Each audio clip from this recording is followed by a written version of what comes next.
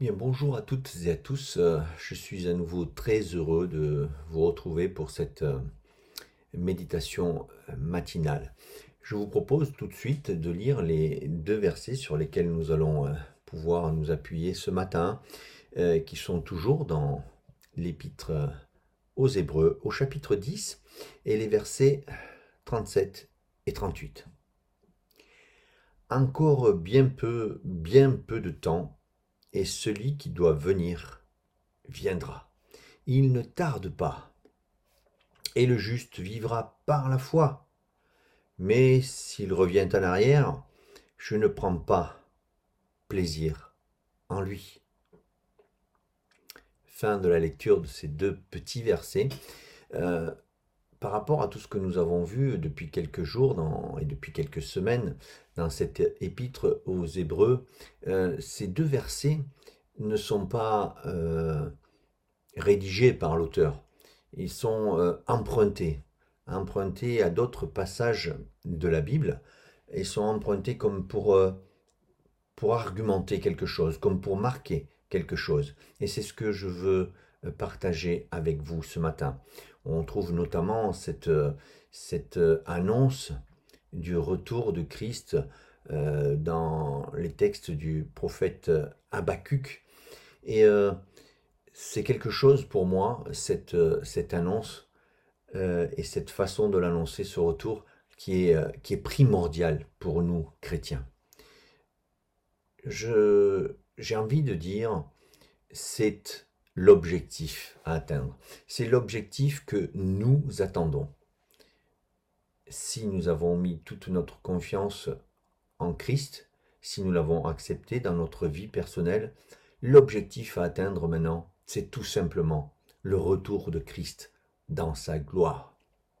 Mais l'auteur là s'adresse au peuple hébreu ou à ces chrétiens issus de ce peuple hébreu. Et la promesse de quelque chose qui va se réaliser prochainement, pour eux, est importante. Elle parle à ce peuple-là. Pourquoi? Prenons un exemple. Ce peuple que Dieu a conduit pendant des années au travers du désert a marché grâce à une promesse. La promesse, justement, de cette terre promise par Dieu pour ce peuple, pour le libérer, pour l'installer, pour qu'il se multiplie. Et nous savons que l'objectif de ce peuple a été de se diriger pendant des années vers cette promesse. Il a pris du retard, il a tourné en rond à cause de ses péchés, à cause de sa désobéissance, à cause de sa rébellion.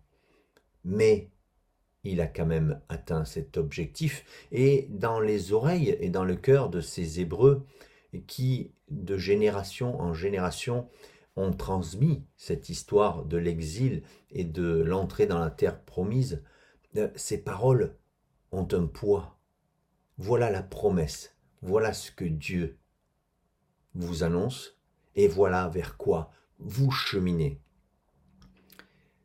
Cette promesse est la nôtre aujourd'hui, et doit être la nôtre à tout chrétien qui, qui poursuit ce but, de voir Christ glorifié, et Christ glorifié dans toute sa gloire revenir sur cette terre. Et c'est pour ça qu'il y a cette notion d'urgence dans le texte.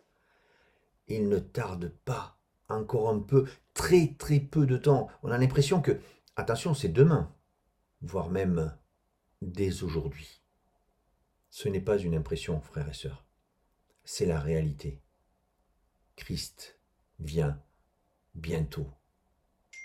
Et pour cela, nous devons nous tenir prêts. C'est ce que nous dit le verset 37. 38, pardon. Et le juste vivra par la foi. Mais s'il revient en arrière, je ne prends pas plaisir en lui. Quel est là-dedans le carburant? Quelle est l'énergie? Quelle est la façon de parvenir jusqu'à l'aboutissement de cette promesse? Chers amis, c'est très clair. C'est la foi. La foi. Le juste vivra par la foi. Pareil, une reprise de plusieurs citations dans la parole de Dieu de ce verset. En fait, ce verset nous ramène à notre propre humilité. Si nous existons, et si nous existons le jour où Christ reviendra dans sa gloire, c'est uniquement par la foi qui sauve, et non pas par les œuvres, non pas parce que nous aurions accompli, non pas parce que nous avons suivi à la lettre toutes les lois qui avaient été écrites dans l'ancienne alliance, et ça parle aux Hébreux. C'est pas à cause de tout cela que j'obtiendrai l'accomplissement de la promesse. C'est par la foi. Chers amis, la foi se cultive, la foi s'entretient, la foi est quelque chose de vivant. Ce n'est pas une pensée, c'est quelque chose de vivant. J'ai envie de prendre cette image de c'est une plante. Si je ne l'entretiens pas, si je ne l'arrose pas, si je ne la nourris pas, les herbes hautes vont prendre le dessus. Les mauvaises herbes vont l'étouffer. Ah, elle sera là, ses racines seront toujours là. Mais comment elle souffrira? Alors que si je l'entretiens, elle est belle, elle produit des fleurs, elle produit du fruit et elle s'épanouit. Frères et sœurs, pour ceux qui n'auraient pas intégré les méditations matinales précédentes, des exemples d'entretien de notre foi ont été cités par mes frères. Et même dans les messages des dimanches précédents aussi. Si nous vous invitons, si nous vous incitons à garder ce contact avec l'Église, à pratiquer la communion fraternelle, à pratiquer le fait de se rassembler pour écouter la parole de Dieu, pour se nourrir de la parole de Dieu, c'est parce que cela nourrit notre foi.